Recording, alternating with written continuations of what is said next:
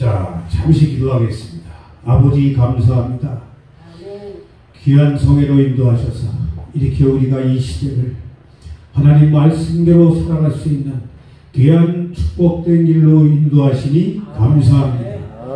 오늘 이 시간 성령 하나님 함께 하셔서 말하는 자나 듣는 자나 한 성령으로 인도되는 귀한 시간으로 축복하여 주시옵소서. 감사하며 예수님 이름으로 축복하며 기도합니다. 아멘. 자, 하나님의 말씀 디모데전서 잠시 보겠습니다. 1장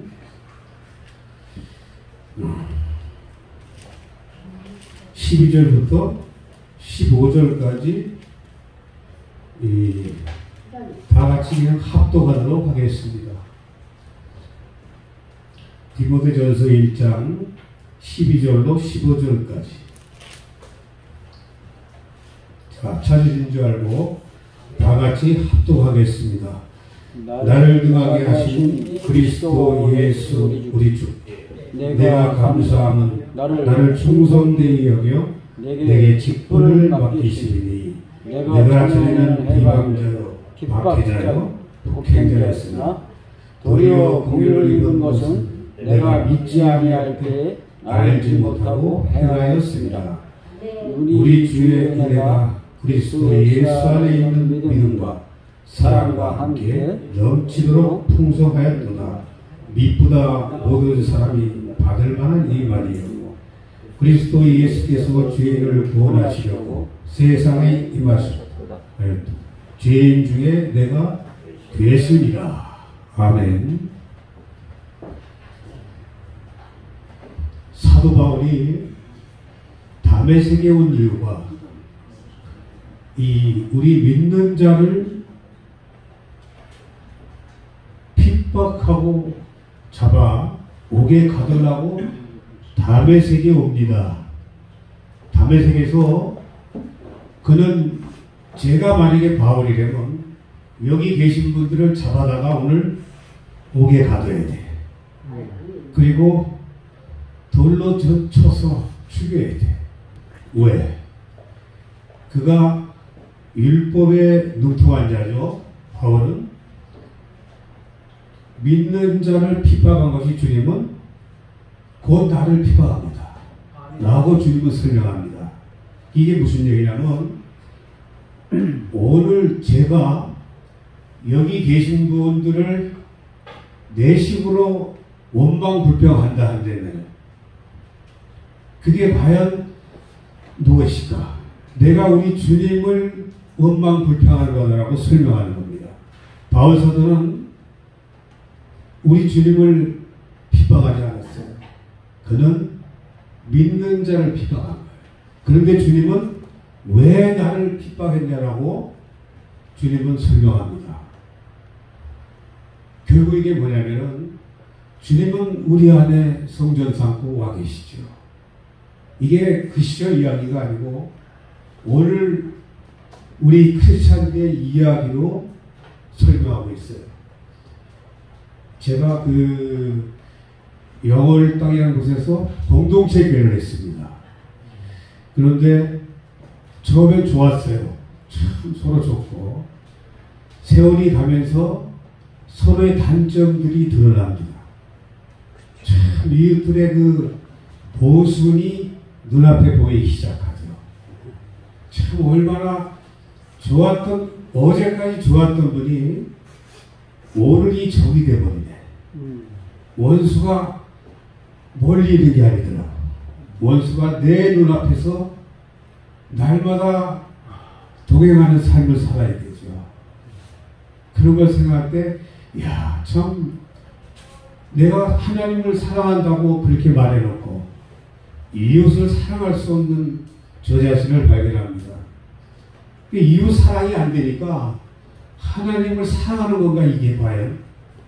제가 곰곰이 참 너무 많은 그 딜레마에 빠졌어요. 그래서 이웃이 가만히 보니까 원수가 제일 내 옆에 있는 사람이 원수였더라. 왜? 눈에 안 보이면 우리가 마음에서도 멀어지죠. 그런데 눈앞에 있는 분은 안 볼 수가 없잖아.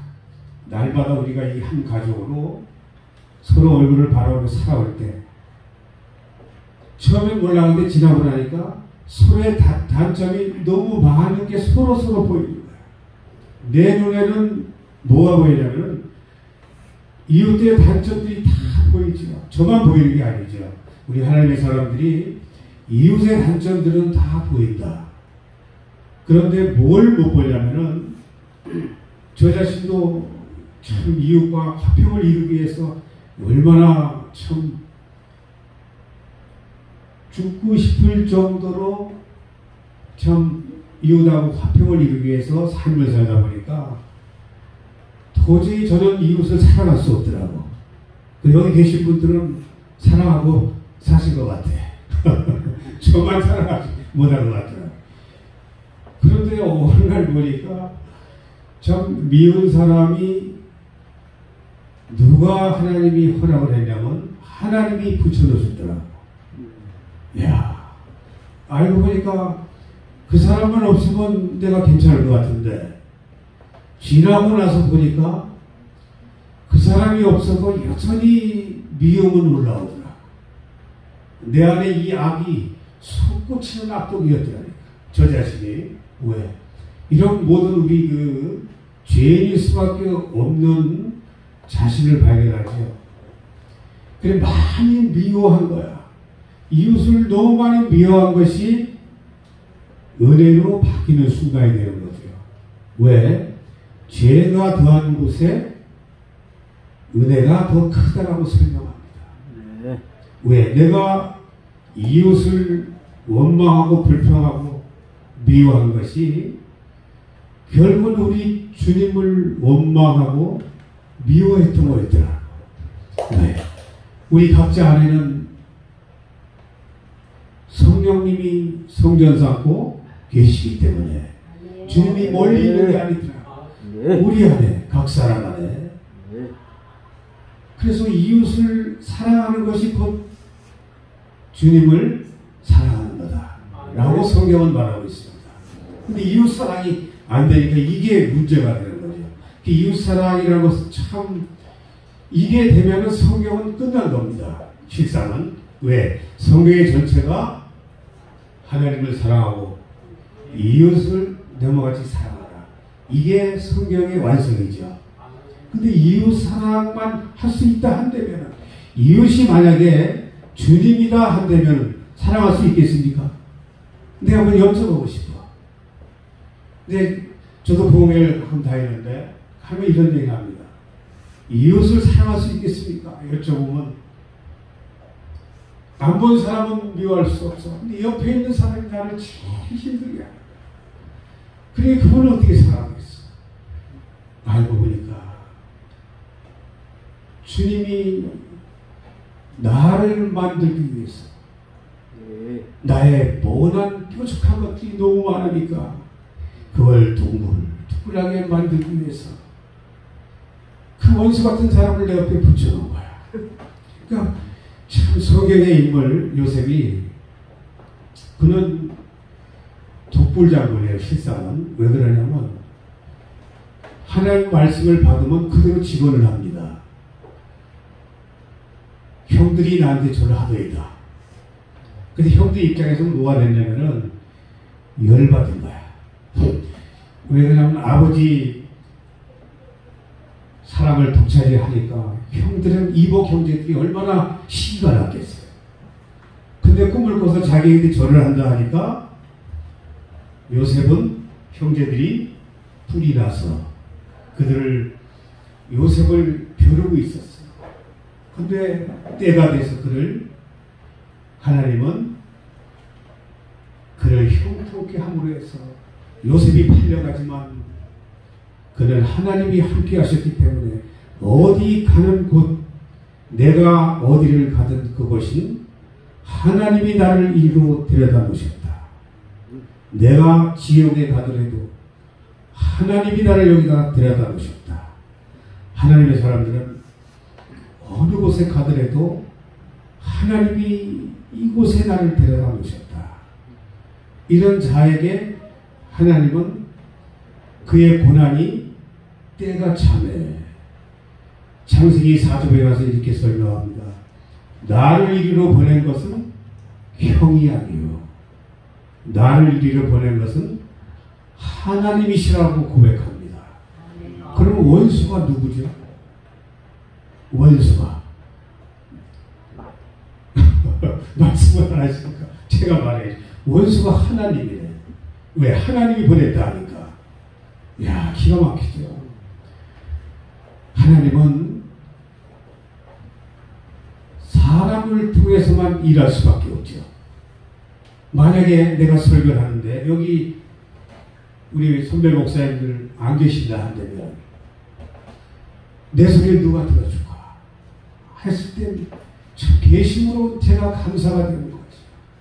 있음에 감사가 되는 건데 있음에 원수가 되고 살았더라 두 자식이.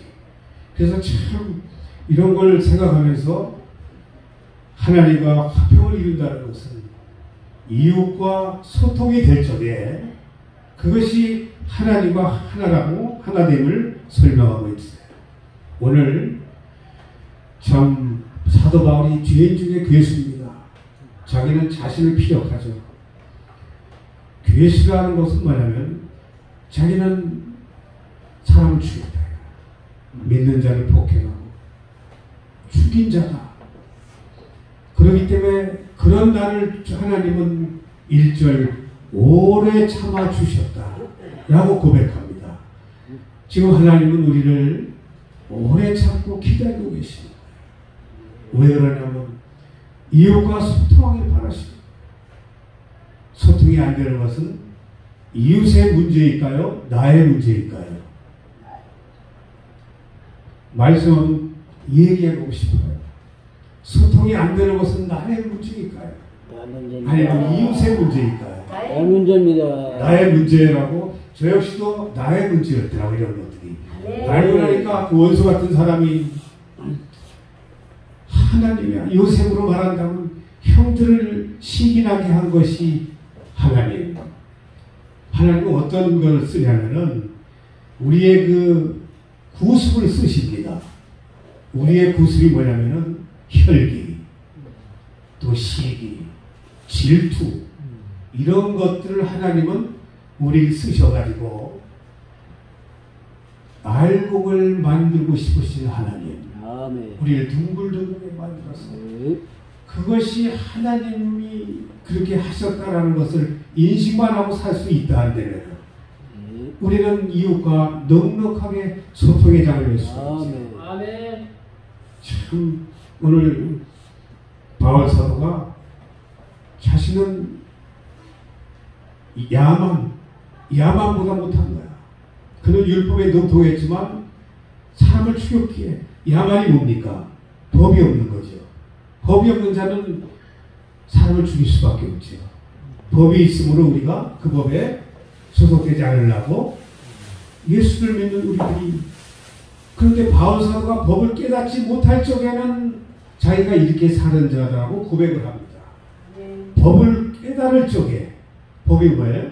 법이란 것은 내가 가지고 있는 나의 지식의 법, 율법의 법을 의미하고 있죠.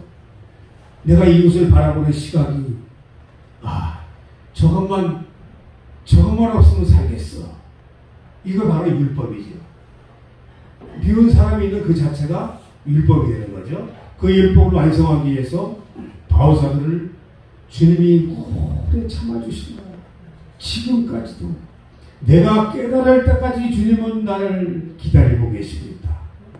내가 깨달을 때까지 내가 이웃을 원수 맺은 것을 원수 맺게 한 것이 하나님이라는 것을 발견할 때까지 내가 이웃을 그분을 붙인 것은 하나님이셨구나. 그래서 내 속에 원한 것들을 이웃들의 그런 여러 가지 모순된 것을 쓰시는 거예요. 하나님은 쓰셔서 우리를 알고 만들고자 하시는 하나님. 그래서 우리를 굳건히 세워가지고 당신 뜻을 증거하기 위해서 우리 지금 여전히 어디에 삶을 살아가냐면 광야에 살고 있는 건 아닙니다. 광야라는 것은 참 메마른 것이죠. 모세를 40년을 광야에서 훈련시킨 하나님. 그 훈련 과정에서 하나님은 떨기나무 아래서 모세를 만나줍니다. 그러면서 하는 말씀이 너를 이리로 광야로 인도한 것은 나 여호와 하나님이라고 하나님이 설명하고 있습니다. 우리가 지금 현주소가 어디에 있는가?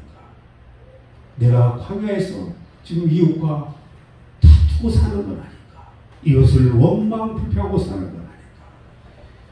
그것은 하나님이 나를 내 속에 있는 것들을 끊임없이 산출해내기 위해서, 산출해낸다는 것은 너는 그런 자다라는 것을 인식시키기 위해서 우린 죄성을 벗어날 수가 없습니다.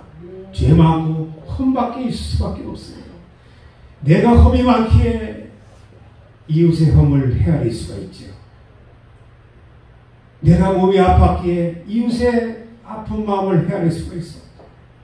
내가 가난했기 때문에 가난한 분들의 심정을 헤아릴 수가 있었죠. 모든 것이 내가 고난 겪은 것이 사도 바울은 능력이라고 고백합니다. 시편 기자 다윗도 고백하죠. 내가 고난당한 것이 내게 유익이었다. 고난을 통해서 내가 하나님의 뜻을 발견했다라고 설명합니다. 고난이 아니죠. 왜 그러냐면 하나님은 우리를 만들기 하기 위해서 분쟁이 날 수밖에 없는 거죠. 분쟁은 필연입니다. 왜? 내가 너에게 온 것은 화평이 아니요 내가 너에게 것은 검을 주러 왔다라고 설명합니다. 그래서 서로서로 찢어가지고 서로서로 죄인 만들기 위해서 죄인이 안 되면 우리는 구원이 될 수가 없는 거죠. 그 죄인이 될 적에 자기를 인정하는 거죠. 아, 내가 이런 모순된 자구나. 내가 험이 많으니까 이웃의 험을 헤아릴 수가 있더라. 왜? 나도 똑같으니까. 이웃이 화내면 그래, 하나님 저도 화나는 자였어요. 이웃이 이해가 되더라고요.